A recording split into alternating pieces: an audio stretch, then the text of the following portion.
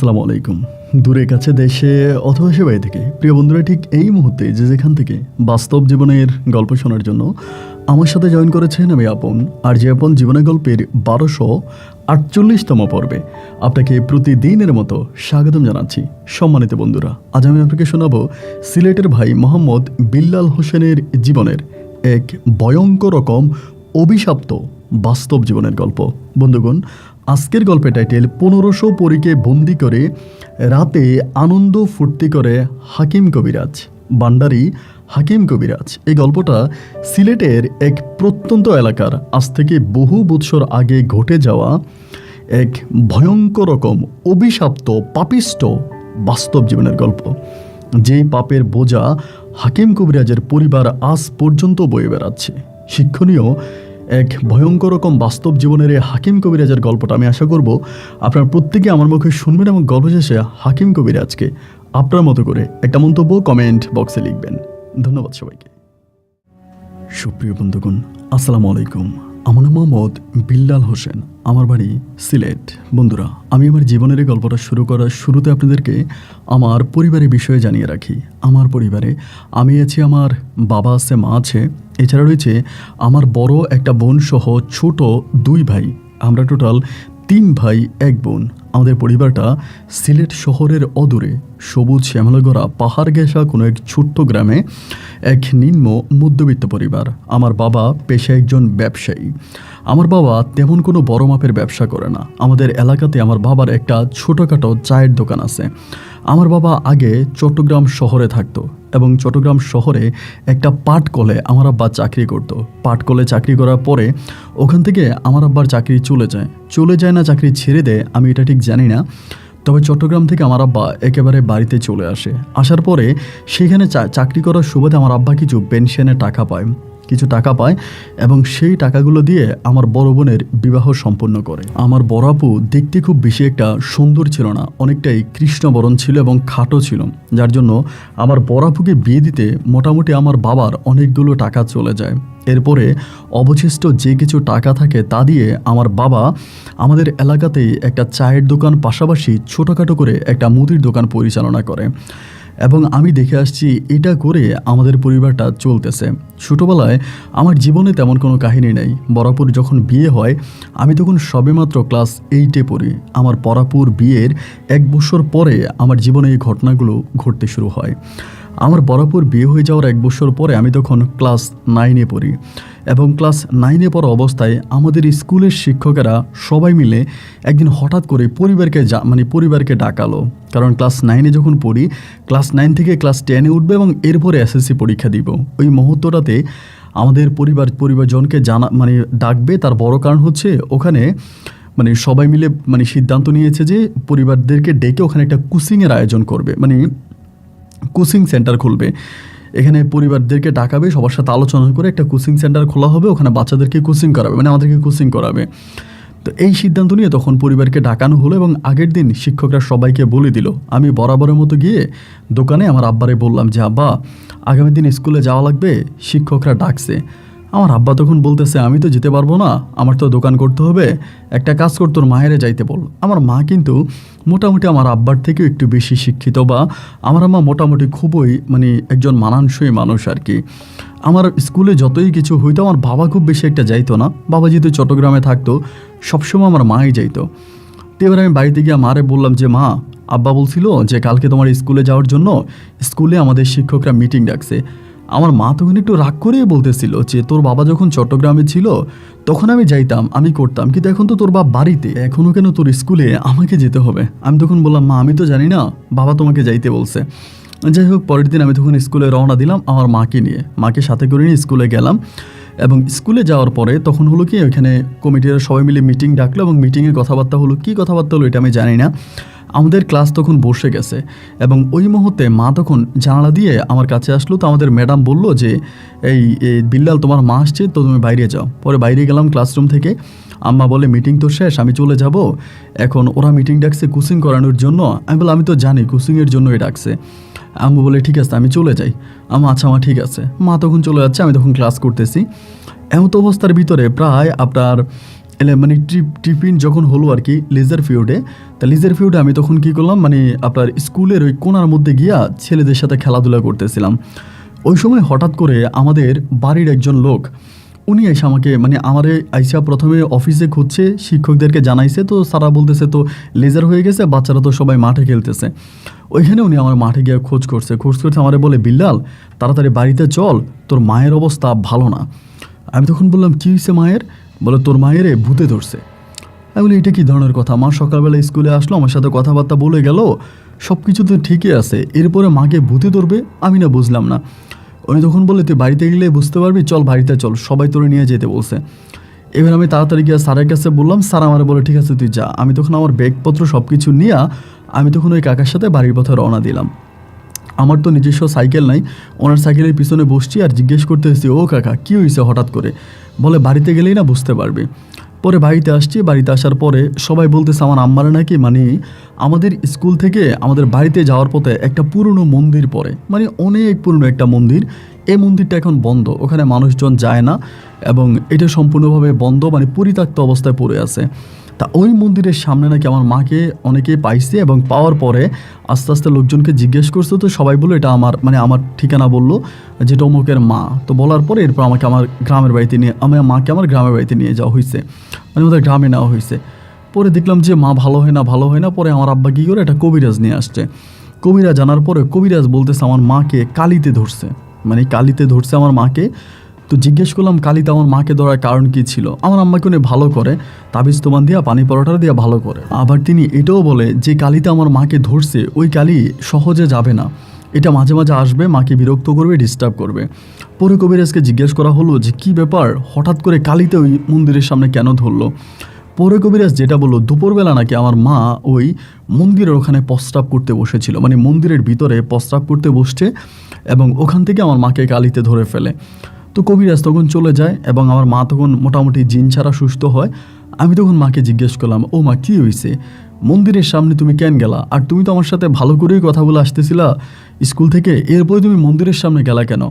মা বলে, বাবারে অনেক প্রস্রাবে চাপছিল, অনেক প্রস্রাব ধরছিল।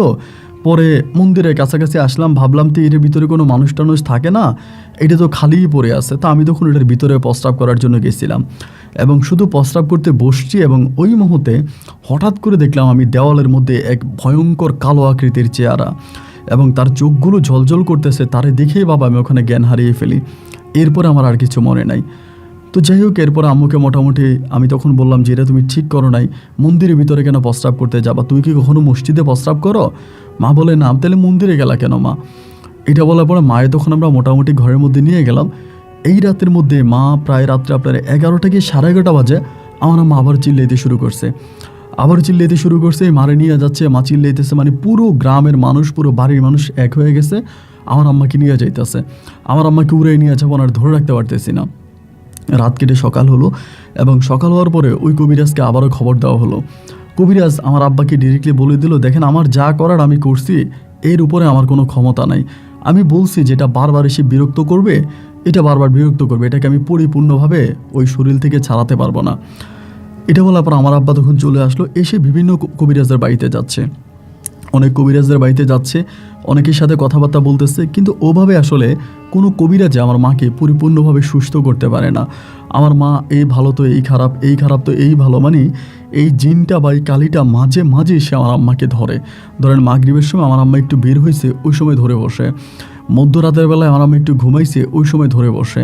আবার ভর দুপুরবেলা আমার আম্মা উঠানে বসে আছে, ওই সময় ধরে ফেলে। মানে এরকম কিছু টাইম আছে, ওই টাইমগুলোতে আমার আম্মাকে বিশেষ করে ধরে ফেলে।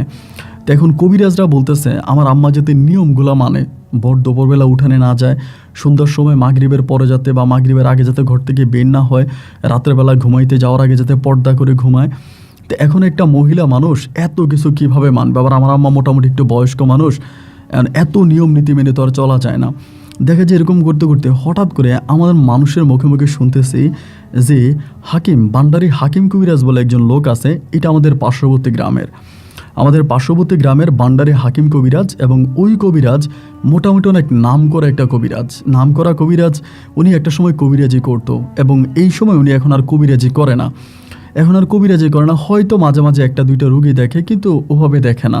বাট উনি অনেক মানে ফেমাস একজন কবিরাজ, মানে সবার মুখে মুখে ওনার নাম, এবং উনি যে রুগীরে ধরছে ওই রুগীর একদম সম্পূর্ণভাবে ভালো করে ছাড়ছে। ওনার ওই জীবন দশায় এমন কোনো ঘটনা নাই যে কোনো রুগীকে উনি ধরছে এবং ওই রুগীরে সুস্থ না করে উনি ছেড়ে দিচ্ছে, উনি সুস্থ করতে পারে নাই, এরকম কোনো ঘটনা নাই।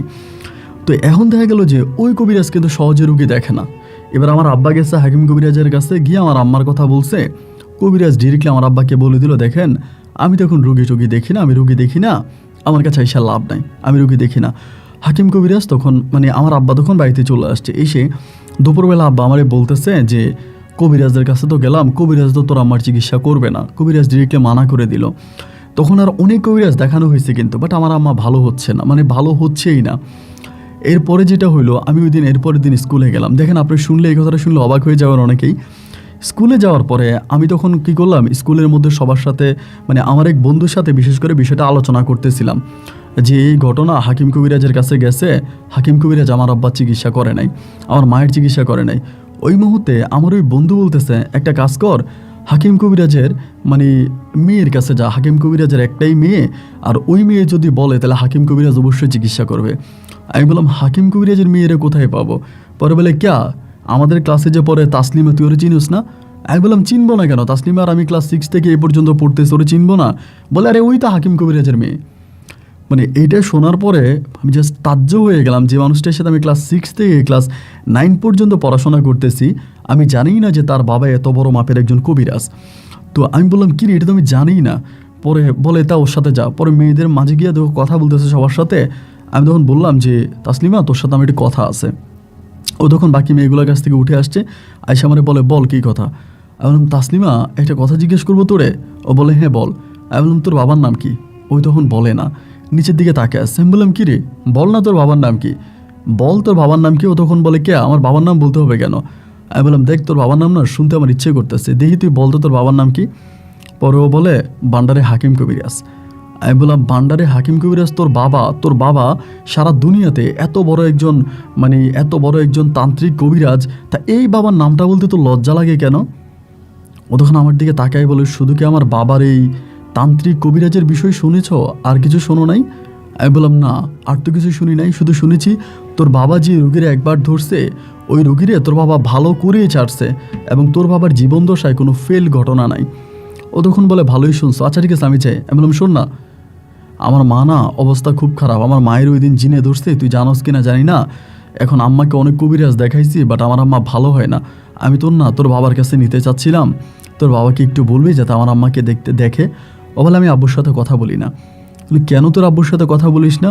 আমাকে বলে দেখ আসলে তোরে কি বলবো, এটা হয়তো স্কুলের অনেকেই জানে, আর তুই আমার ক্লাসমেট হওয়ার পরও জানিস না, তারপরও তোরে বলি। মূলত আমার আব্বা আমার আম্মার সাথে থাকে না, আমার আম্মা আজ থেকে বহু বছর আগে আমার আব্বাকে ছেড়ে চলে গেছে। কেন তোর আম্মা তোর বাবাকে ছেড়ে চলে গেল কেন? আমাকে বলে তার বড় কারণ হচ্ছে আমার আব্বা রাতের বেলায় প্রায় 1500 পরীর সাথে রঙ্গ তামাশা করে, আনন্দ ফুর্তি করে, গান বাজায়, নৃত্য করে, এবং আব্বা যে রাতের বেলায় কি করে এটা বলে বোঝানো যাবে না। এবং আব্বার ওইসব জিনিস দেখে আমার মা আমার আব্বাকে ছেড়ে চলে গেছে। আমার আব্বা কোনো নামাজ পড়ে না, কোনো মসজিদে যায় না, এবং আব্বা যে একজন মুসলমান সে এইরকম কোনো কিছুই করে না, একজন মুসলমানের কোনো রীতিনীতি আমার আব্বার মাঝে নাই। এবং রাতের বেলায় আমার আব্বা অনেক পরীগুলোকে নিয়ে ঘরের মধ্যে আনন্দ ফুর্তি করে। আমি ওর কথা শুনে অবাক হয়ে গেলাম যে পরীর সাথে রাতের বেলায় আনন্দ ফুর্তি করে, যে জিন পরী দেখলে মানুষ ভয়ে প্রস্রাব করে দেয়, জিন পরী এরকম একটা জিনিসটা এই পরীর সাথে ওর বাবা আনন্দ ফুর্তি করে গভীর রাতে। মানে কথাটা জানি আমার কাছে কেমন লাগলো। আমি বললাম কি রে, এটা কেমন কথা? ও আমার বলে দেখ তুই জানিস না, এটা আমাদের গ্রামের অনেকেই জানে, এবং আমার আম্মা অনেক চেষ্টা করছে আমার আব্বাকে এইসব জিনিস থেকে বের করে আনার জন্য, কিন্তু আমার আব্বা শেষ পর্যন্ত ওখান থেকে বের হয় নাই। এবং বের না হওয়ার কারণেই আমার মা আমার আব্বার সাথে ঝগড়া করে আমার নানু বাড়িতে চলে যায়। আমার মা আর কখনোই এ বাড়িতে ফিরে আসবে না। আমি তখন বললাম আচ্ছা ঠিক আছে, এটা তো তোদের পারিবারিক বিষয়, তো আমি আর খুব বেশি কিছু বলতে পারবো না। কিন্তু তাসলিমা তোর কাছে আমার একটা রিকোয়েস্ট, তুই যেমনি পারিস তোর আব্বার একটু বইলা আমার মায়ের একটু তোর আব্বার কাছে চিকিৎসা করার ব্যবস্থা করে দে। ও তখন বলে দেখ অন্য কবিরাজের কাছে নিয়ে যাস, আমি আমার আব্বার সাথে কথা বলি না, আমি পারবো না এটা। আমি তখন খুব রিকোয়েস্ট করতেছি তাসলিমা প্লিজ দেখ আমার আম্মার অবস্থা খুব খারাপ, আমার আম্মাকে হয়তো বাঁচানো যাবে না, তুই প্লিজ অন্তত আমার দিকে তাকিয়ে হলেও একবারের জন্য তোর আব্বুর সাথে কথা বল, এবং তোর আব্বুর সাথে কথা বলে তুই আমার এই কাজটা করে দে, তোর কাছে আমার বিনীত রিকোয়েস্ট প্লিজ। এইরকম করে যখন অনুরোধ করতেছিলাম, একটা পর্যায়ে আমারে বললো যে দেখ আচ্ছা ঠিক আছে, তুই কালকে না, কালকের পরের দিন, মানে কালকের পরের দিন সোমবার, বলো সোমবারে তুই নিয়ে আসিস যা, সোমবারে আমাদের স্কুল শেষ হলে বিকালবেলা নিয়ে আসিস, আর নাইলে আমি সোমবারে স্কুলে আসবো না, আর তুই স্কুলে আসিস না, তাই তুই 11টার দিকে নিয়ে আসিস। পরে আমি বললাম যে আচ্ছা ঠিক আছে। আব্বার এসে বললাম স্কুল থেকে, আব্বা তো খুশি যে আলহামদুলিল্লাহ তাহলে ঠিক আছে। সোমবারে সকালবেলা আমি আর আব্বা তখন আম্মার নিয়ে রওনা দিছি। দেখেন আম্মা কিন্তু এই ভালো এই খারাপ, যখন রওনা দিছি হাকিম কবিরাজের বাড়িতে, আম্মা বলে যাবে না, এবং যাবে না বলে সে চোখ মুখগুলো মানে পুরো লাল করে ফেলছে। আমার আব্বা তখন বলে আবারও ধরে বসছে। আমি বললাম হ্যাঁ তা তো বুঝতেইছি, ধরে গেছে। আমি বললাম মা চলো, আমি হাকিম কবিরাজের কাছে যাব না, সেটা নিতেই পারি না। বিশ্বাস করেন আমরা একটা মানে সিএনজিতে আমরা 8-10 জন, মানে কেমনে যে ওনারে ঢুকাইছে ওইটার মধ্যে, এরপরও সিএনজি ড্রাইভার সিএনজি চালায় আর মনে হয় যেন তার সিএনজিটার উপর উঠাই ফেলতেছে। সে বলে আমার মনে হয় আমি হেলিকপ্টার চালাইতেছি, একটু পর মনে হয় সিএনজি উপরের দিকে টান মারতেছে। দোয়া পড়তেছে, আমিও দোয়া পড়ি, আব্বাও দোয়া পড়ে, করতে করতে কবিরাজের বাড়ির উঠান পর্যন্ত গেছি। নিতে আমাদের খুব সমস্যা হয়েছে। নেওয়ার পরেই ওনে যখন নামাইছি, হাকিম কবিরাজ তখন বারান্দায় বসে আছে। হাকিম কবিরাজ আমার আব্বারে দেখে বলতেছে এই রুগী আনছেন কেন? বলছি না এই রুগীর আমি চিকিৎসা করবো না, এই নিয়ে যান, এরে নিয়ে যান, আমি চিকিৎসা, আমি তো রুগী দেখি না রে ভাই, আমি তো রুগী দেখি না, এটি নিয়ে যান।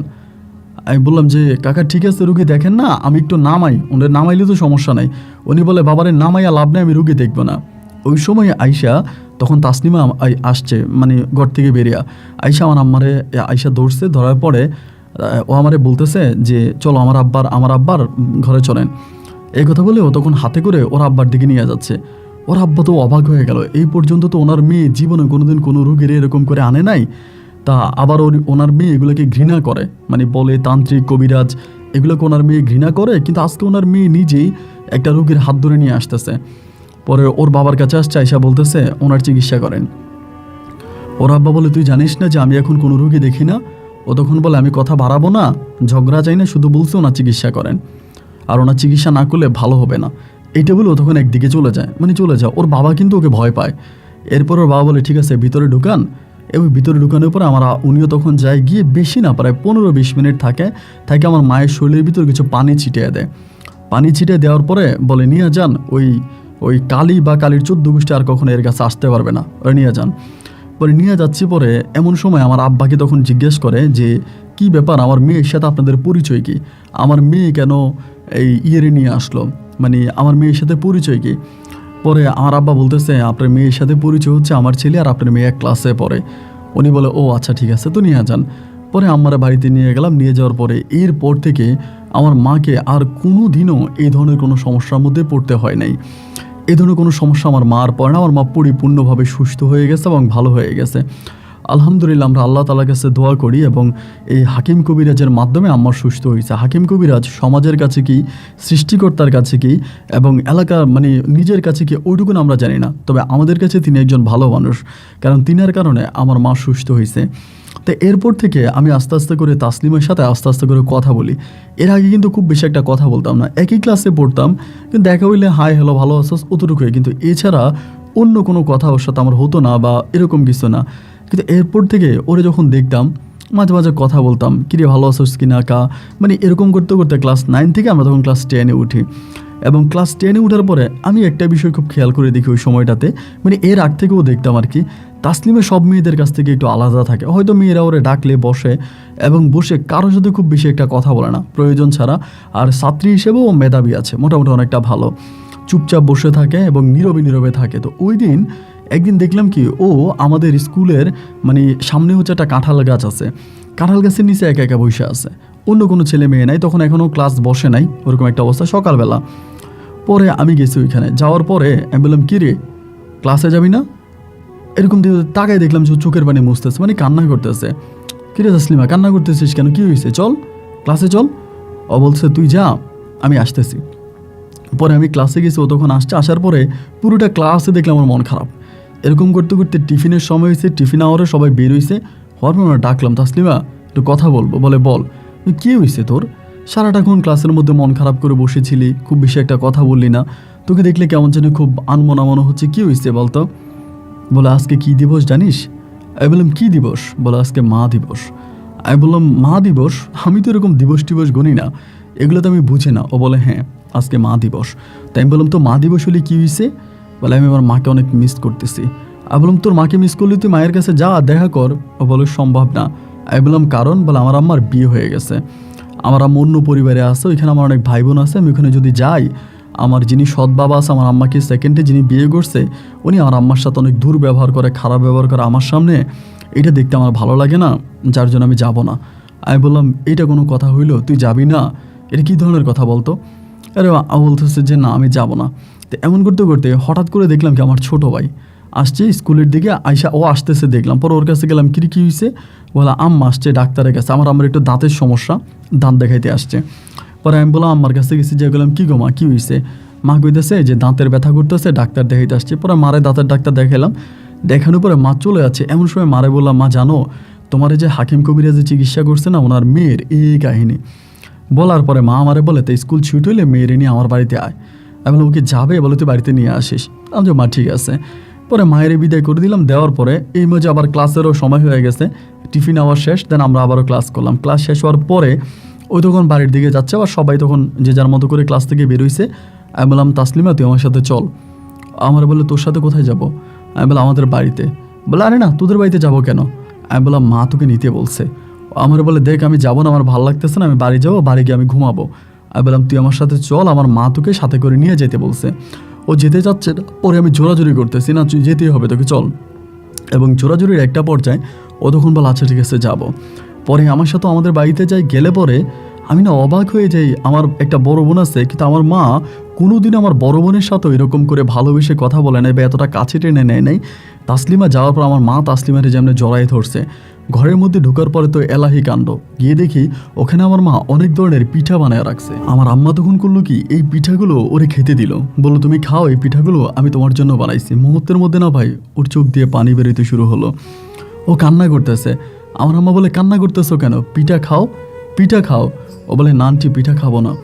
আমার মা বলতেছে আমার আন্টি ডাকার দরকার নাই, তুমি আমার মাই ডাকতে পারো। ও তখন বলে মা ডাকবো? বলে হ্যাঁ আমার তুমি মাই ডাকো। একবার দুইবার মা ডাকার পরে মেয়েটা তখন কান্নায় ভেঙে পড়লো, এবং ওই মুহূর্তে আমার মা তখন ওটা জড়াইয়া ধরছে, জড়াই ধরে বলতেছে আজকে থেকে আমি তোমার মা।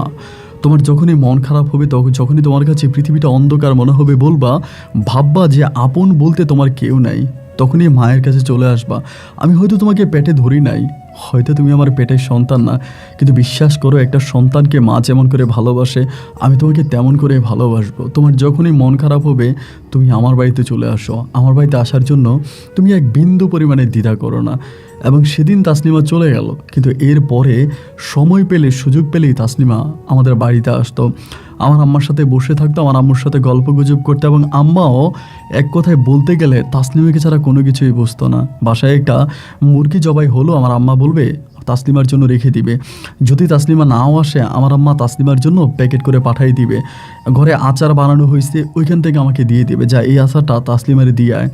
মানে যখন যাই ঘরের মধ্যে করা হবে সবই আমার আম্মা তাসলিমাকে দিবে, এবং এক ক্ষেত্রে ওই ক্ষেত্রে তাসলিমা আমাদের পরিবারের একজন মেম্বার হয়ে যায়। এরকম করতে করতে আমাদের এসএসসি পরীক্ষার সময় চলে আসে। একটা পর্যায়ে আমরা তখন এসএসসি পরীক্ষা দিই, এবং এসএসসি পরীক্ষা দেওয়ার পরে তখন এসএসসির রেজাল্ট মানে এসএসসি পরীক্ষা দিয়ে পরীক্ষা শেষ হয়, এবং পরীক্ষাটা শেষ হওয়ার পর তো তখন আর কোনো স্কুলে যাওয়া হয় না, ক্লাস হয় না।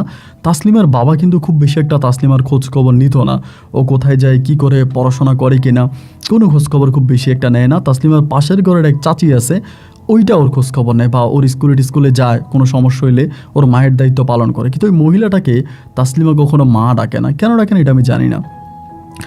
এবার যখন ধরেন আপনার পরীক্ষা শেষ হলো, ওখানে তো একটা গ্যাপ আছে, ওই গ্যাপে তাসলিমা তখন আমার আম্মার কাছে আসে। আবার এখানে গিয়ে আরেকটা বিষয় বলে রাখি, আমার আম্মা কিন্তু টেইলারি কাজ জানতো, আমার আম্মা কিন্তু মেশিন দিয়ে বিভিন্ন ধরনের কাপড় চোপড় সেলাই করতো, অনেকের টেইলার্সের কাজ আমার আম্মা জানতো। তো ওই সময়টাতে তাসলিমা তখন আমার আম্মার কাছে আসে, আইসা টেইলারি কাজ শিখে। তো টেইলারি কাজ শিখলে পরে এরকম করে আসা যাওয়ার মাঝে মাঝে তাসলিমার সাথে আমার একটা ভালো লাগার সম্পর্ক শুরু হয়ে যায়। যেহেতু সবসময় আমাদের ঘরে আসে, আমি ওকে দেখি, আমার সাথে ওর উঠা বসা চলাফেরা, ওকে আমি আমার মাঝে মাঝে বাড়ি পর্যন্ত দিয়ে আসি।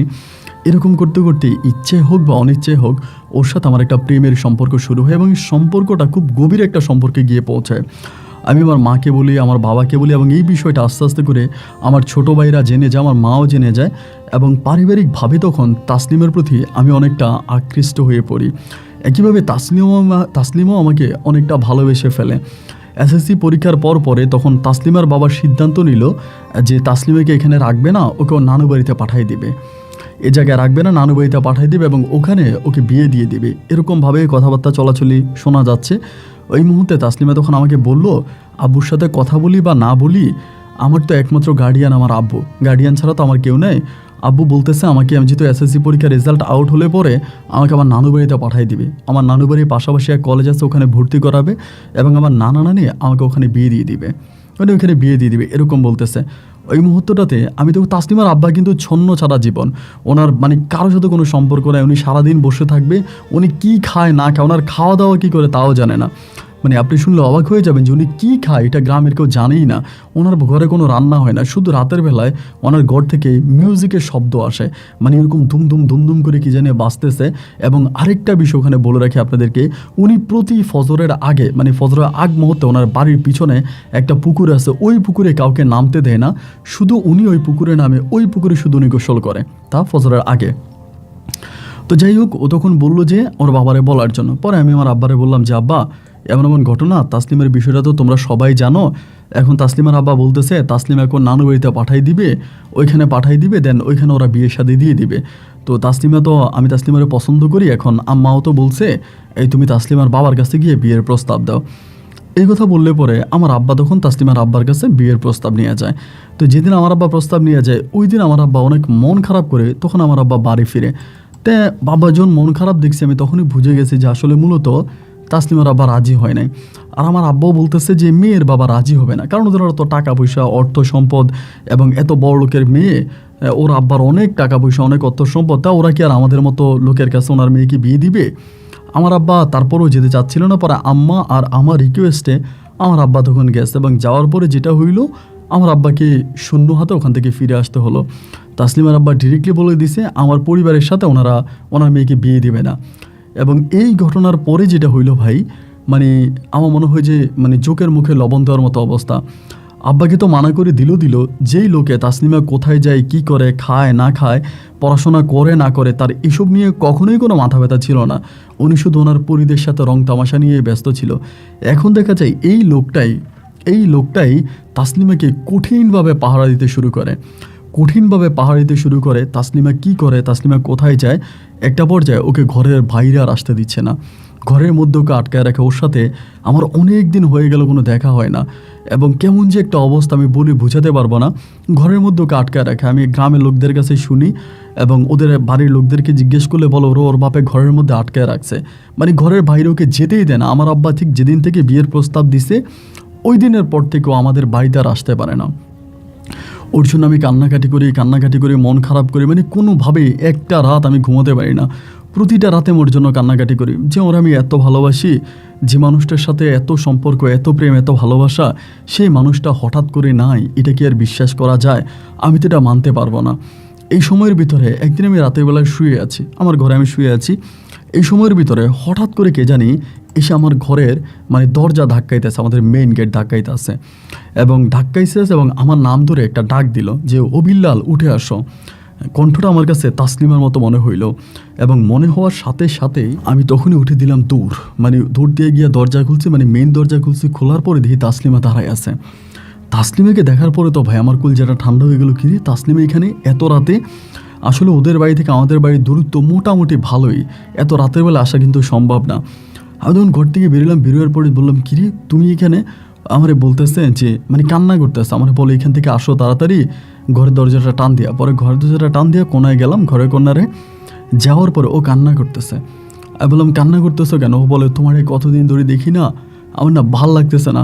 আমি বললাম যে তুমি কীভাবে আসলা? তোমার আব্বা নাকি তোমাকে ঘরের মধ্যে আটকে রাখছে? বলে হ্যাঁ, আমার আব্বা আমাকে ঘরের মধ্যে আটকে রাখছে, বাট আমি অনেক কষ্টে করে বেরিয়ে আসছি। আমি বললাম তো তুমি না তোমার আব্বার সাথে চলাফেরা করো না, তোমার আব্বার কথা মানো না, তোমার আব্বা তোমাকে ভয় পায়, তাহলে এখন তোমার আব্বা এরকমটা কেন করলো? আমাকে বলে যে আমার আব্বা এরকমটা কেন করছে আমি জানি না, কিন্তু আমার আব্বা অনেক লোভী। আমার আব্বা তোমার কাছে আমাকে বিয়ে দেবে না, আমার নানু বাড়ির এক লোকের কাছে আমাকে বিয়ে দিবে, ওই লোকের অনেক অর্থ সম্পদ, টাকা পয়সা আছে, ওনার কাছে বিয়ে দিবে। আমি তখন বললাম, তাসলিমা তুমি তো জানো আমি তোমাকে কতটা ভালোবাসি, তোমার অন্য কোথাও বিয়ে হয়ে গেলে তো আমি বাঁচবো না, তুমি তো আমার দেহের অক্সিজেন, তাই না? ও আমাকে বলে, এটা তো আমি বুঝি, কিন্তু আমি এখন কী করবো বলো? আমি বললাম, তুমি এখন কিভাবে আসলা? ও বলো, অনেক কষ্ট করে ঘরের পিছন থেকে বের হয়ে আমি তোমার সাথে গোপনে গোপনে দেখা করার জন্য আসছি। আমি বললাম, তো তোমার আব্বার সাথে না জিন পরির সম্পর্ক, তাই বুঝে যাবে না? ও বলে, না হয়তো বুঝবে না। আমি বললাম, ঠিক আছে, তুমি যেহেতু আসছো তোমার এখানে আর থেকে আর যেতে হবে না, তুমি থাকবা, সকালবেলা আমি আব্বাকে ডেকে কাজে ডেকে আমি তোমাকে বিয়ে করে ফেলবো। ও আমাকে বলে, এটা কোনোভাবেই সম্ভব না, এটা কোনোভাবেই সম্ভব না, এটা আমি করতে পারবো না। আমি বললাম, কেন? ও বলে, যদি পারতাম তাহলে তো অনেক আগে বাবাকে লাথি মেরে আমি তোমার কাছে চলে আসতাম। আমি বললাম, তাহলে পারবা না কেন? ও বলে, আমার আব্বা আমাকে ডিরেক্টলি বলছে, আমি যদি আমার বাবার কথার অবাধ্য হই, বাবার কথা না মানি, তাহলে আমার বাবা তোমাকে মেরে ফেলবে, আমার আব্বা তোমাকে মেরে ফেলবে। আমার আব্বার ক্ষমতা সম্বন্ধে তো তুমি জানো না, আমার আব্বা কতটা ক্ষমতাধর একজন ব্যক্তি, তার সাথে জিনপুরীর কত ভালো সম্পর্ক। আমি শত চেষ্টা করলেও না এটাকে সাকসেস করতে পারবো না, আমার আব্বা কখনোই এটা করতে দিবে না। আমি বললাম, তাসলিমা তাহলে আমাদের ভবিষ্যৎ কী? ও বলে, তুমি চিন্তা করো না, একটা না একটা পথ অবশ্যই খোলা হবে, একটা না একটা পথ অবশ্যই বের হবে। আচ্ছা আমি এখন চলে যাই। আমি বললাম, তুমি তোকে দিয়ে আসো? বলে, না না না, তুমি আমার সাথে যেও না, আমি একাই যেতে পারবো। আমি বললাম, আরে এত রাতের বেলা একটা মেয়ে এক গ্রাম থেকে আরেক গ্রামে যাবে, একটা বিপদ তো হতেই পারে। না না না, আমি তোমাকে এভাবে একা যেতে দিব না। ও আমাকে বলে, দেখো আমি একা আসছি, আমি একা যেতে পারবো।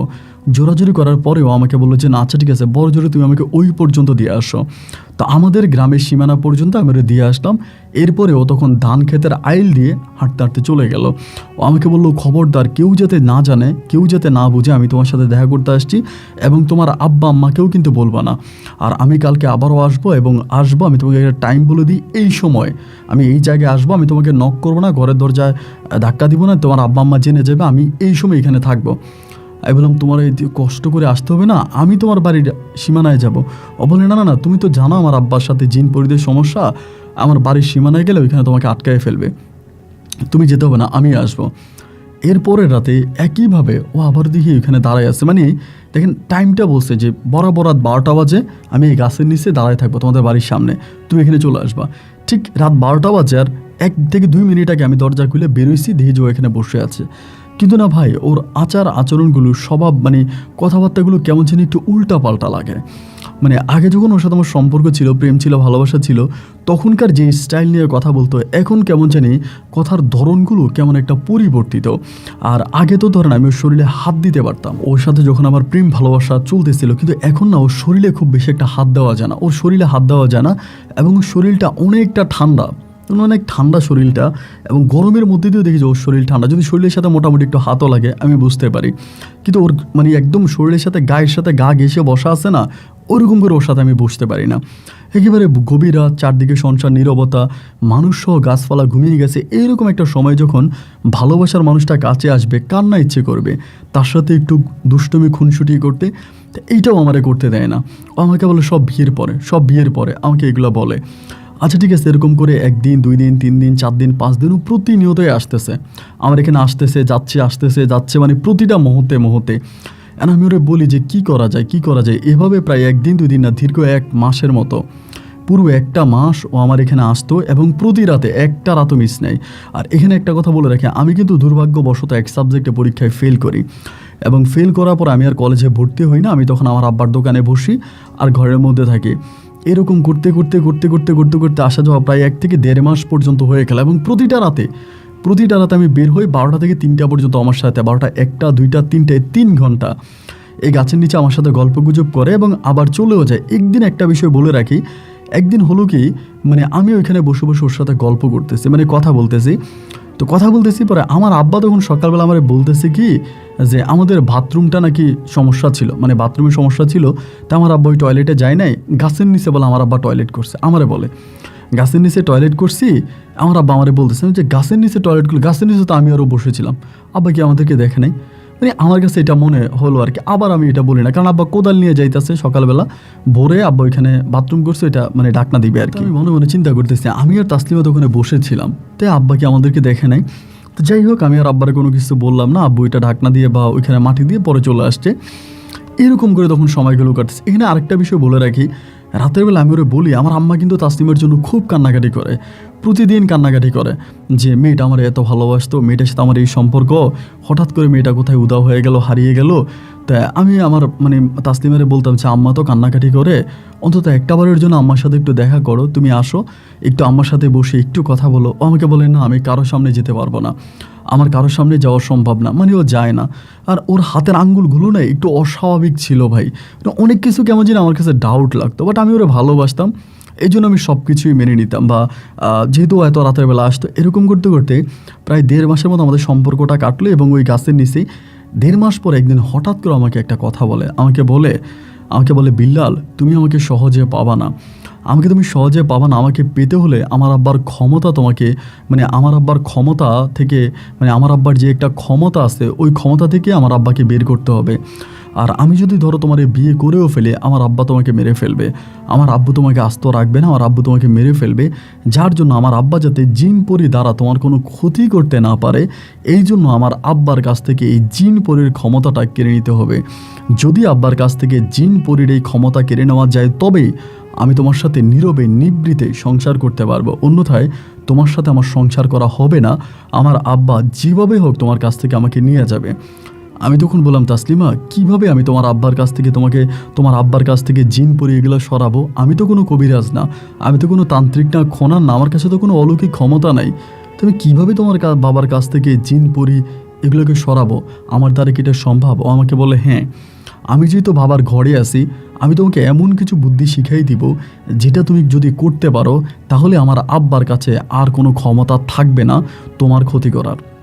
আমি কালকে আসবো এবং কালকে এসে আমি তোমাকে বিস্তারিত বলবো, আজকে আমি চলে যাই। ওই দিনও একটু তাড়াতাড়ি চলে গেছে, আমার বাড়ির সীমানা পর্যন্ত আমি ওকে আগে দিয়ে আসছি, ও চলে গেছে। এরপরে রাতে ও তখন আসছে, আসার পর ওই রাত 3টা বাজে কীভাবে, অনেক সময় দেখা যায় আমি গিয়ে বসে থাকি 3টা বাজে মানে রাত 12টা বাজে বরাবর চলে আসবে, 1 সেকেন্ডও দিক সেদিক হয় না। এবং তখনও কিন্তু আমার মাথায় কোনো কিছু আসে না যে এরকমভাবে তো একটা মানুষের টাইম এভাবে একদম এক্স্যাক্টলি এই টাইমে মানুষটা কীভাবে আসে। যাই হোক, এরপরে ও তখন আসছে, এসে আমারে বলতেছে যে আমার হাতে তখন একটা, আপনারা যারা হোমিওপ্যাথিক ওষুধ খান তারা দেখবেন হোমিওপ্যাথিক ওষুধের যেই বোতলগুলো হয় বা সীসাগুলো হয়, এই বোতলগুলো কিন্তু আকারে খুব ছোট হয়, এরকম একটা হোমিওপ্যাথিকের একটা মানে এইরকম একটা বোতল, এই যেটা কাঠ দিয়ে উপরে কাঠ দিয়ে করা, কাঠ দিয়ে মুখটা মারা, ওরকম একটা বোতল আমার হাতে দিছে। আমি বললাম যে এটা কি তাসলিমা? ও আমাকে বলে এটার মধ্যে কয়েক ফোঁটা পানি আছে, মানে কয়েকটুকু পানি আছে। আমি বললাম এই পানি দিয়ে কী করবো? আমাকে বলে কালকে তোমাকে বলেছিলাম না, কালকের কথা কি তোমার মনে আছে? আমি বললাম হ্যাঁ মনে আছে। বলে কালকের কথা যদি মনে থাকে তাহলে আমার কথা খুব মনোযোগ দিয়ে শোনো, আমার কথা যদি তুমি ঠিকঠাক মতো পালন করতে পারো, আমার কথা যদি তুমি শোনো, তাহলে আমার আব্বার যে ভৌতিক বা অলৌকিক যে ক্ষমতা আছে, আমার আব্বার ওই অলৌকিক ক্ষমতা নষ্ট হয়ে যাবে। আর আব্বার অলৌকিক ক্ষমতা নষ্ট হয়ে গেলে পরে আমি তোমাকে সাথে আসবো, আমি তোমার সাথে সংসার করব, তোমার সাথে পালিয়ে যাব, এরপরে বাবা কোনো জিন পরি দ্বারা তোমার কোনো ক্ষতি করতে পারবে না। আমি বললাম হ্যাঁ, এটা কি করব? আমাকে বলে এটা নিয়ে তুমি রাতের বেলায় আমি তোমাকে সাথে নিয়ে যাব, সাথে নিয়ে যাওয়ার পরে আমি সেই পর্যন্ত যেতে পারবো না, আমার একটা সীমানা আছে, আমার আব্বা নাইলে বুঝে যাবে, আমি ওই সীমানাতে দাঁড়ায় থাকবো, এরপরে তুমি যাবা। আমার আব্বা যখন শেষ মানে ফজরের আগ মুহূর্তে আমার আব্বা যখন গোসল করার জন্য পুকুরে নামবে, আব্বা গোসল করা অবস্থায় তুমি তখন এই পানিটা পুকুরের মধ্যে ঢেলে দিবা, মানে পুকুরে একটা পাড়ে গিয়ে হয়তো তুমি মুখটা খুলে বোতলটা সহ পানিতে ফেলে দিবা, মুখটা খুলে। এরপরে তোমাকে আরেকটা কাজ করতে হবে। আমি বললাম কী কাজ? বলে দৌড়িয়ে যেই ঘরে আমার আব্বা তোমার মায়ের চিকিৎসা করেছিল মনে আছে? আমি বললাম আছে।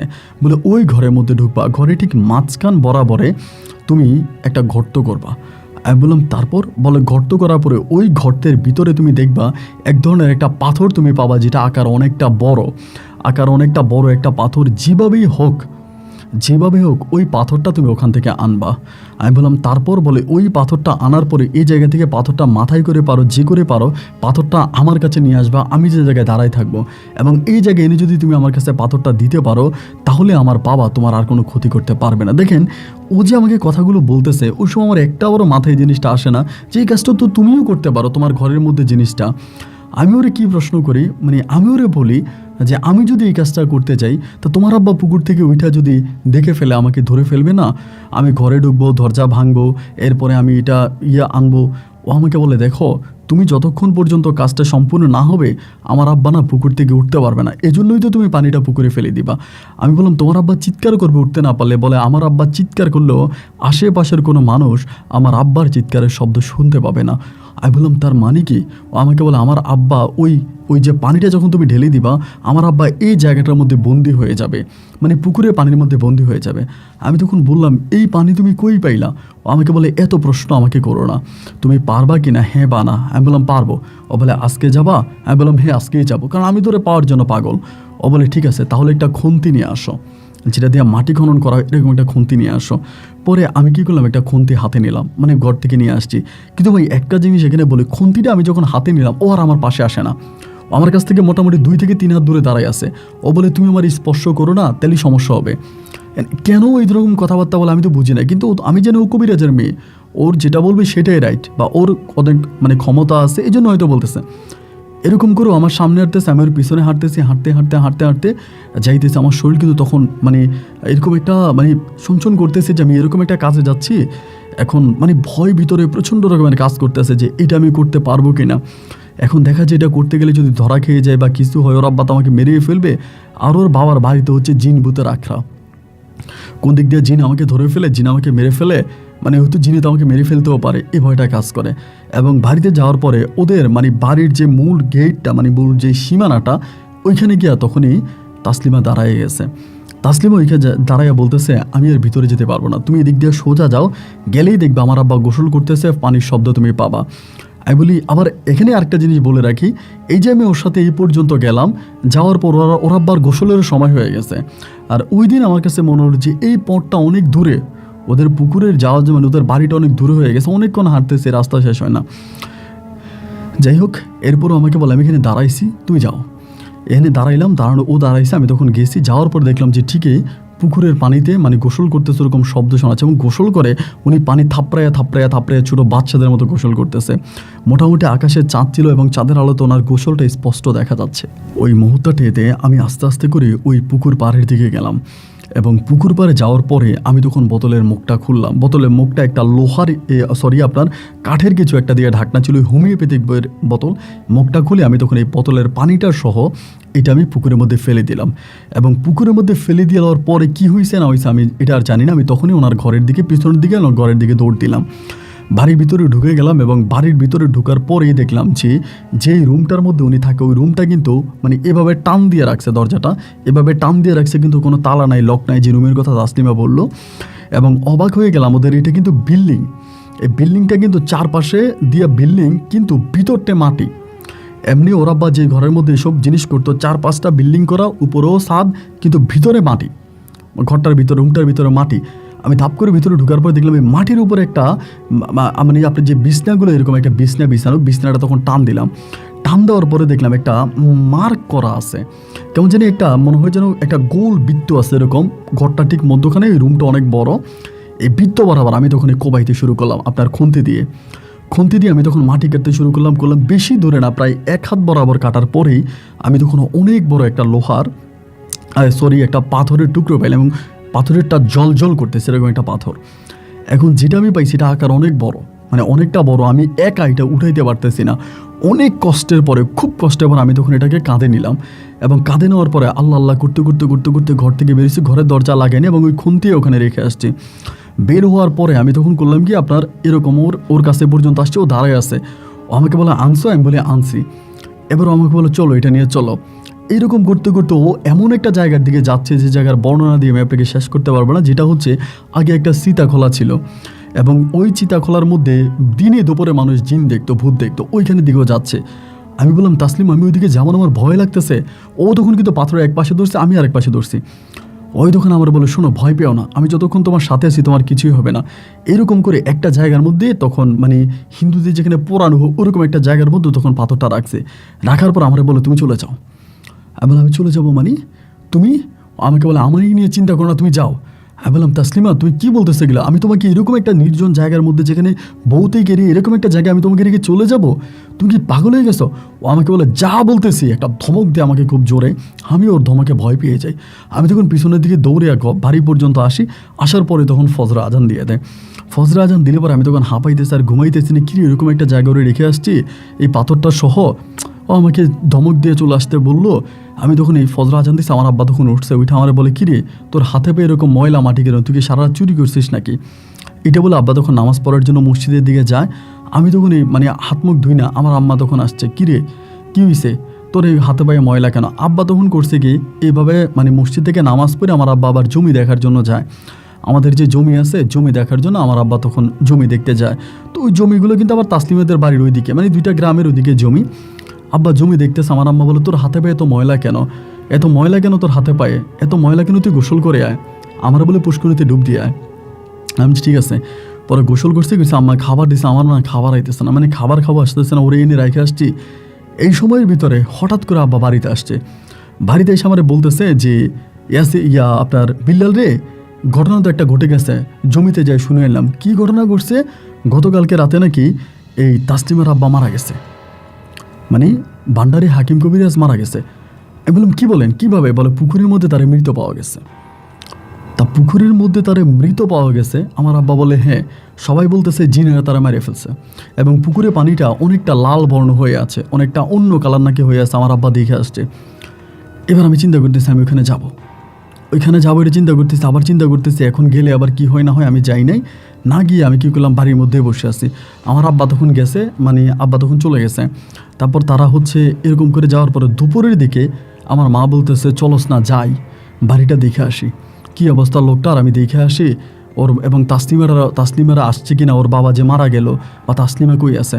আমি বললাম যে তাসলিমারে কই বাবা? বলো ওর তো ঘরের মধ্যে আটকায় রাখছে, ওর তো একটু দেখতে পারো, বাপ তো মারা গেছে, চল। এবার আমি আমার মা মিলা ওদের বাড়ির মধ্যে গেলাম। বাড়ির মধ্যে যাওয়ার পরে দেখে জানেন তাসলিমা ওর বাপের লাশ ধরে জড়াইয়া কান্না করতেছে, ওর বাবার ধরে চিৎকার করে কান্না করতেছে। আমি তখন গেছি, যাওয়ার পরে ও আমার মা গেছে, আমার মায়ের মা গো বইলে চিৎকার করে কান্না করতেছে। ও মা গো, আমার আব্বা খারাপ মানুষ ছিল, কিন্তু আমার আব্বাকে কে মেরে ফেললো? আমার আব্বা কীভাবে মারা গেল? আমার আব্বাকে সবাই বলে জিনে মেরে ফেলছে, যেহেতু পুকুরের মধ্যে পাওয়া গেছে এবং ওনার ঘরে এরকম জিনে মেরে ফেলছে। পরে আমি তো চিন্তা করতেছি এটা কি, আমি ওর দিকে তাকাইতেছি, ও আমার দিকেও তাকাইতে আসছে। পরে আমি মনে মনে চিন্তা করতেছি কিরে ও এরকম কোনো কথা বলে না কেন, বা কিছু করে না কেন, বা ও নিজেই তো এরকম আমাকে করতে বলছে। আমি তো ওখানে দাঁড়াই আছি এবং মানুষের কথাবার্তা বলতেছে। একটা পর্যায়ে একটা ভদ্রলোক এসে তাসলিমারে টাইনা উঠাই ফেলতেছে ওই জায়গা থেকে, এবং যিনি ওনাকে উঠাইতেছে ইনি খুব এমনভাবে ধরতেছে যে তাসলিমার মনে হয় খুব কাছের কেউ, এভাবে বুকে টোকে জড়ায় এভাবে ধরিয়া ওর বাবার এই যে ওর বাবার ধোয়াইতে নিয়ে যাবে, এখন ধোয়াইতে নিতে পারতেছে না, ও এরকম করে ধরে আসছে। ওর বাবা কিন্তু প্রচণ্ড মোটা, স্বাস্থ্যবান, লম্বা একটা লোক ছিল। তো এবার এখান থেকে পরে ওরে জোরাজোরি করে নিতেছে। পরে আমি বললাম, পাশের একটা মহিলা আছে, আমি বললাম যেটা কি ওরে যেভাবে নিতেছে, ওই মহিলাটা বলতেছে যে এটা ওর হাজব্যান্ড। ওর হাজব্যান্ড আসলো কোথেকে? বলে এটা ওর জামাই। আমি বললাম ও মা কী বলে, তাসলিমের নাকি বিয়ে হয়ে গেছে? আমার আম্মা বলে আমি তো জানি না। আমি বলে খবর নাও। আম্মা তখন ভিতরের দিকে ঢুকলো, মানুষের লোক কথা কইলো, এবং কিছুক্ষণ পর আম্মা এসে বলে তাসলিমের তো বিয়ে হয়ে গেছে। কী গো তুমি, তাসলিমের বিয়ে হয়েছে? কবে বিয়ে হয়েছে? এটা কী ধরনের কথা? আমি তো গতকালকে রাত্রেও তাসলিমের সাথে ছিলাম। আমার আম্মা বলে কী বলছ তুই গতকালকে রাতে তাসলিমের সাথে ছিলি? আমি তো শুনলাম যে তাসলিমের বাবা যেদিন তোর বাবা বিয়ের প্রস্তাব দিয়ে গেছে, এর 2-3 দিন পরে তাসলিমের বাবা জোর করে ওর মামার বাড়িতে পাঠিয়ে দিছে, এবং সেখানে ওর নানা নানি ওর মামারা মিল্লা ওর জোর করে ওখানে বিয়ে দিয়ে দিছে। তা এই বিয়ে আজ থেকে আরও 1.5 মাস আগে দিয়ে দিছে। 1.5 মাস আগে যদি তাসলিমের বিয়ে হবে, এই 1.5 মাস প্রতি রাত 12টা থেকে 3টা পর্যন্ত কে আমার সাথে ছিল, এবং কে এইভাবে তাসলিমের বাবার পুকুরের মধ্যে পানি ঢেলে তাসলিমের বাবার ঘর থেকে এরকম করে পাথর বের করে আমার নিয়ে যেতে বলছে, এইটা কে? মনের মধ্যে তখন বারবার এই একই প্রশ্ন উদয় হইতেছে, আমার সাথে এটা কী হইল? ওইটা যদি তাসলিমা হয় তাহলে এটা কে? তাসলিমা যদি 1.5 মাস আগে বিয়ে হয়ে যায় তাহলে আমার সাথে কে এসে দেখা করছে? আমি তখন ভাই আমার হাত পা পুরো ঠান্ডা হয়ে গেছে, এবং আমি তখন কী করলাম, বাড়ির মধ্যে চলে আসলাম। বাড়ির মধ্যে আসছি এবং আসার পর ওর বাবার লাশও আমি কিন্তু মাটির জন্য ওর বাবার লাশে মাগরিবের কিছুক্ষণ আগে ওর বাবাকে দাফন কাফন করা হলো। আমার মা তখন বাড়িতে আসছে। আইসা আম্মা আমারে গালাগালি করতেছে, তুই এটা কি করলি, এটা কি তুই কোনো কাজ করলি, এটা কোনো কাজের মতো কাজ হইল, লোকটা মারা গেল, আমাদের সাথে একটা ভালো সম্পর্ক ছিল, আমাদের সাথে খারাপ কোনো সম্পর্ক ছিল না, তাহলে লোকটার কবরে তুই মাটি দিবি না, এ মানুষটার কবরে মাটি না দিয়ে তুই চলে আসলি। মা আমার এরকম করে ধমকাইতে আসছে। এখন ভাই আমি মাটি কি দিব, আমি ওনার কবরে মাটি কি দিব, মানে আমার তো ধরেন কলিজা শুকায় যাইতেছে যে এটা আমার সাথে কি হইল, এইটা আমার সাথে কি হইলো, আমি কি দেখলাম কি করলাম, তাইলে ওইটা আমার সাথে কি, এরকম করে মানে রাত হয়ে গেল। রাত হয়ে যাওয়ার পর আমি ওই গাছের নিচে বসে আছি, তাসলিমা আসে কিনা দেখি। এবার দেখি তাসলিমার আসে না, তাসলিমা নাই। এবং তাসলিমা যখন আসলো না, পরে আমি কি করলাম, এর পরের দিনে তাসলিমা ওই বাড়িতে, মানে ওর বাবার বাড়িতে, আমি তখন ওই বাড়িতে গেছি। তখন ওরা হচ্ছে মানে ওর বাবা মাটি গেছে। এর পরের দিন ও তখন করলো কি, একটা ঘরের মধ্যে বসে আছে, চুপচাপ বসে আছে। আমি তখন বললাম, তাসলিমা ভালো আছো? আমার বলে, হ্যাঁ ভালো আছে। আমি তোর সাথে কথা বলতেছি ভাই, মানে আমার নিজের কাছে মনে হচ্ছে আমি অন্য কোনো গ্রহের মানুষ, আমার সাথে এগুলো কী হচ্ছে। আমি বললাম, আমাকে চিনছো? বলে, চিনবো না কেন, বিল্লাল কেমন আছো? আমি বললাম, ভালো আছি। তাসলিমা তোমার সাথে আমার একটু কথা ছিল। ও বলে, হ্যাঁ বলো। আমি বললাম, তুমি বিয়ে করলা কবে? ও বলে, অনেক মাস আগে। আমার আব্বা কিন্তু জোর করে পাঠাই দিছে, তো আমার আব্বা তোমার ক্ষতি করতো তোমার বিয়ে করলে, এই জন্য আমি ওখানে বিয়ে বসে গেছি। আমি বললাম, তুমি কি রাতের বেলা আমার সাথে গিয়ে কখনো দেখা করতা? আমার বলে, কি বলো, রাতের বেলা আমি তোমার সাথে দেখা করবো কেন? আমাকে তো আমার নানুর বাড়িতে নিয়ে গেছে, এবং যেদিন নিয়ে গেছে এর পরের দিন আমাকে বিয়ে দিয়ে দিছে। আমার তো রাতের বেলায় তোমার সাথে দেখা করার কথা না, কেন, কি হয়েছে? আমি বললাম, তাসলিমা তোমাকে যে বিয়ে দিল তোমার হাজবেন্ড কী করে? বলে, ব্যবসা বাণিজ্য করে এবং ওনার জায়গায় সম্পত্তি আছে, ওগুলো দেখাশোনা করে। আমি বললাম, তোমার হাজব্যান্ডের সাথে আমি একটু কথা বলতে পারি? বলে, না না না প্লিজ, আমার হাজব্যান্ডের সাথে কথা বললো না, আমি সংসার জীবন অনেক ভালো আছি, এবং উনি যদি আমার এগুলো জানতে পারে অতীত, তাহলে হয়তো উনি রাগ করবে বা মনে কষ্ট পাবে। আমি তখন মনে মনে চিন্তা করতেছি, ও আমার এগুলো কী বলে, ওর অতীত যদি জানতে পারে তাইলে ওর মনে কষ্ট পাবে, মানে আঘাত পাবে, আমি এটা বুঝতেছি না। এরকম করে ওর সাথে কথাবার্তা, মানে কাউরি কিন্তু কাউরি বলতে পারতেছে না যে কথা, ঘটনাগুলো কাউরি বলবো, যদি কিনা আমার সাথে এই ঘটনাগুলো ঘটছে বা এটা আমার সাথে ঘটছে, এখন কাউকে যে আমি বলবো এরকম বলার মতো কোনো মানুষ পাই না, কাউকে যে আমি বলবে দুঃখের কথা বলার মতো মানুষ পাই না। এরকম করে ওর সাথে কথাবার্তা বললাম। ওর বাবা মারা যাওয়ার 3 দিন পরে 3 দিনের খাওন দিল, ওই খাওনেও আমি গেলাম। ওই দিনও তাসলিমার জামাই সবাইরে বাইরে টেরে দিতেছে, খাওয়াইতে আছে। মানে তাসলিমার জামাই তাসলিমার থেকে একটু বেশি বয়স্ক, মানে আর একটু বেশি বয়স্ক, মানে একেবারে বেশি বয়স্ক এইরকম একটা লোক। বাট মানে হয়ে গেল, মানে ওর এই মানে এরকম করে 3 দিন পরে তখন ওর জামাইয়ের বাড়িতে চলে গেল। আমার তখন নাওয়া নাই, খাওয়া নাই, মানে ঘুম নাই। আমি মাঝে মাঝে ওর শ্বশুর বাড়ি ওইদিকে যাইতাম, ওরে দেখার জন্য ওইদিকে যাইতাম। অনেকে আমার অনেক বাজে বাজে কথাবার্তা বলতো, এবং তাসলিমাও তার আমার বাপ মায়ের কাছে বিচার দিছে। আমার আব্বা আম্মা আমাকে বলে, মেয়ের বিয়ে হয়ে গেছে, এরপরে তুই ওইদিকে কেন যাস, ওইদিকে তোর যাওয়া ঠিক না, বিবাহিত মেয়ের ওইদিকে তুই যাবি কেন? আব্বা আম্মাও মনে করেন আমার ধমকাইতে আছে। তা আমি তো আর ওইদিকেও যাই না, মানে ওইদিকেও যাই না, এখানেই পড়ে আছি। কিন্তু আমার প্রশ্ন হচ্ছে, আমার মনে বারবার একটা প্রশ্ন জাগে, তাহলে ওইটা কে ছিল যেটার আমার কারণ আমি তাসলিমার আব্বার সাথে বা তাসলিমার পরিবারের সাথে এত বড় বেইমানি করলাম? এরকম করে দীর্ঘদিন কেটে গেল। এবার আমি আর তাসলিমার বাড়ির ওইদিকে যাচ্ছি না। তাসলিমার নিজেও অনেককে দিয়া বলেছে আমি যাতে ওইদিকে না যাই। এরপরে আমি আমার ঘরের মধ্যে আসছি, ঘরের মধ্যেই থাকি।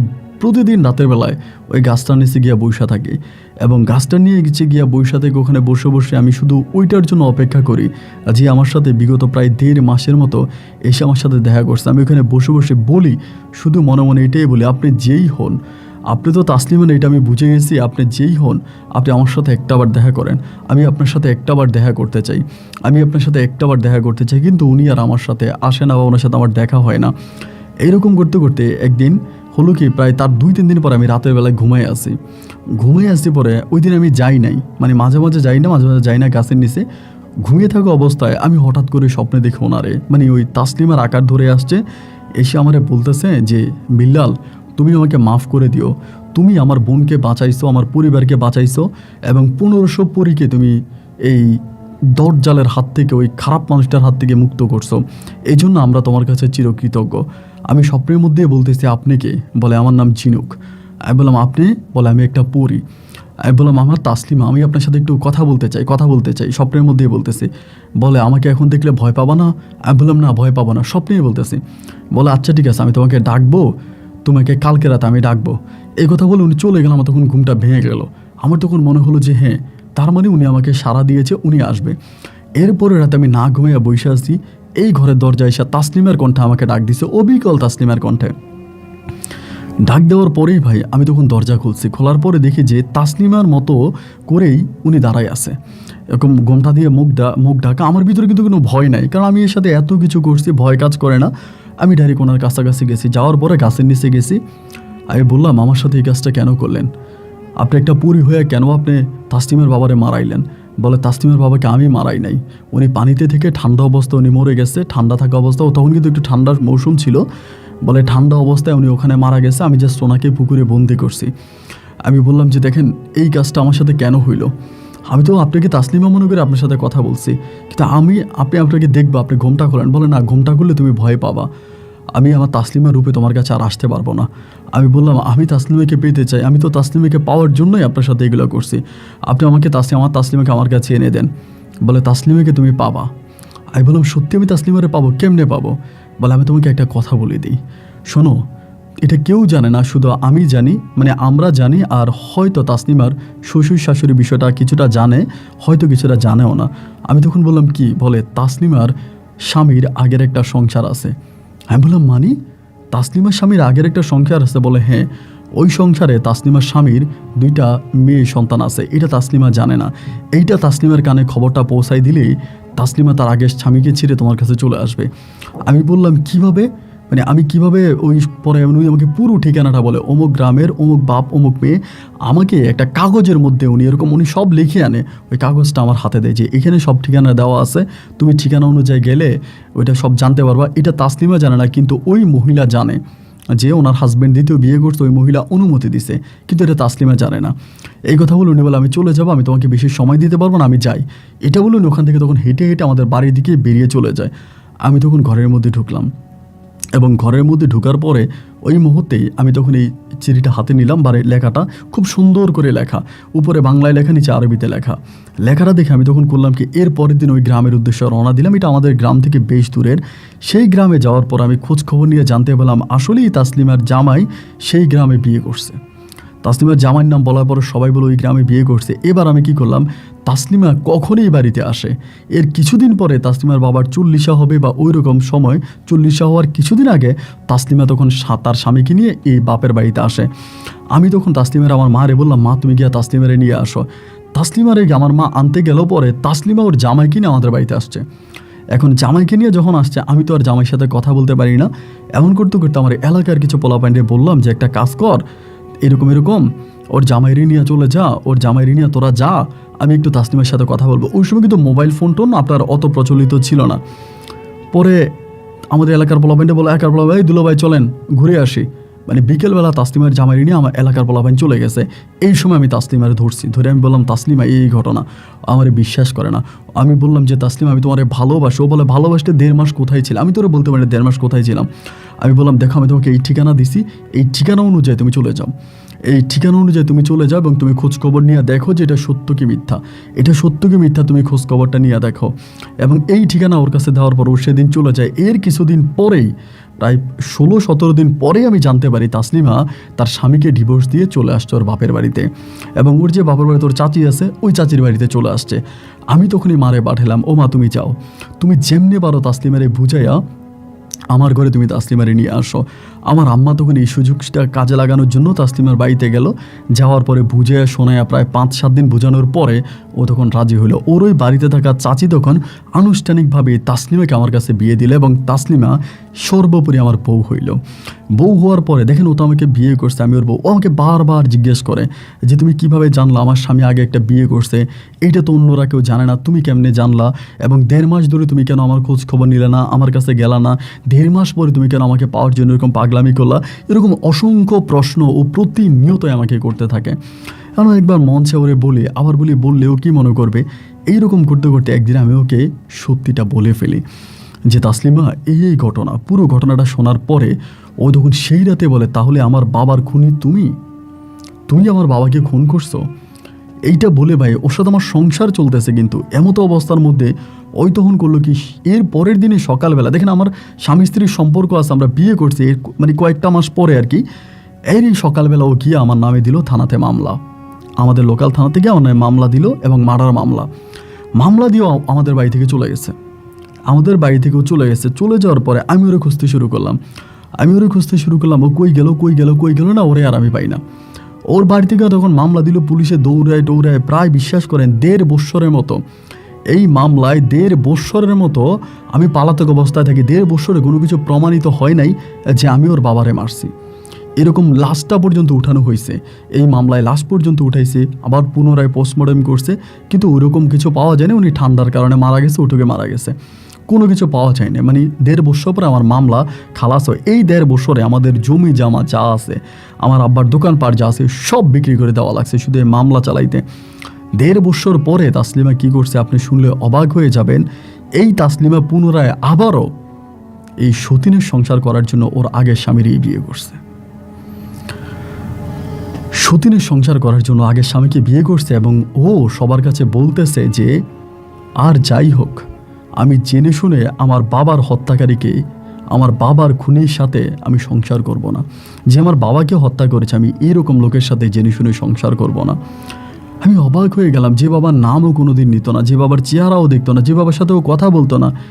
আমি ওর এও বলছি যে তোমার বাবা 1500 পরীকে বন্দি করে এগুলো করতো, ওই পরীটা আমারে বলছে, পরীটার নাম চিনুক ছিল, বলছে। ও কোনো কিছুই বিশ্বাস করে না। এরপরে ও ওর মতো করে সংসার করলো, পুনরায় আবহাওয়া বাচ্চা কাচ্চা হলো। এখন পর্যন্ত সতীনের সংসার করে। ওর সতীন আরও একসাথেই থাকে, ওই সতীনেরও বাচ্চা কাচ্চা আছে, ওরও বাচ্চা কাচ্চা আছে, অনেকটা সুখে আছে। কিন্তু এরপরে আমার পরিবার আর আমাকে বিয়ে করতে পারায় নাই। এই পর্যন্ত আমি আর বিয়ে শাদী করিনি এবং সর্বোপরি আমার ছোটো ভাইয়েরা বিয়ে করছে, ওদের বাচ্চা কাচ্চা আছে। এখন আমার বয়স প্রায় অনেক বেশি, আমিও প্রায় মরণ পথের যাত্রী এবং আমি মাঝে মাঝে চিন্তা করি যে আমার অপরাধটা কোথায় ছিল। ওই পরীটাও আর আমার কাছে আসে না। ওই যে ঝিনুক নামের যে পরীটা ছিল, যে পরীটা আমাকে দিয়ে কাজগুলো করাইছে, এই পরীটাও আর কখনো আমার কাছে আসে নাই।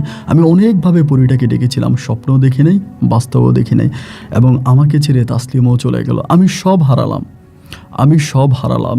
এখন শুধু মৃত্যুর জন্য অপেক্ষা করে যাচ্ছি। কিছুদিন আগে আমার ছোট ভাইয়ের বউয়ের মোবাইলে আপনার একটা ভিডিও দেখলাম। আমার ছোট ভাইয়ের বউ আমারে বলে, ভাইয়া একটা গল্প শুনবেন? এরকম করে আমার একটা গল্প শোনাইলো। আমি আপনার গল্পটা শুনলাম, ভাল লাগলো। পরে আমি বললাম যে আমার ঘটনাগুলো কি বলতে পারবো? আমার ছোটো বোনের বউ, আমার ছোটো ভাইয়ের বউ বলে হ্যাঁ বলতে পারবেন। পরে আমার কথাগুলো বললাম, আমার ছোটো ভাইয়ের বউ আপনাকে কীভাবে লিখে পাঠাইছে আমি জানি না, আপনাকে লিখছে। যদি আপনি পড়েন আমার সাথে একটু যোগাযোগ করবেন, এটা আমার ফোন নাম্বার। ভালো থাকবেন, আসসালামু আলাইকুম।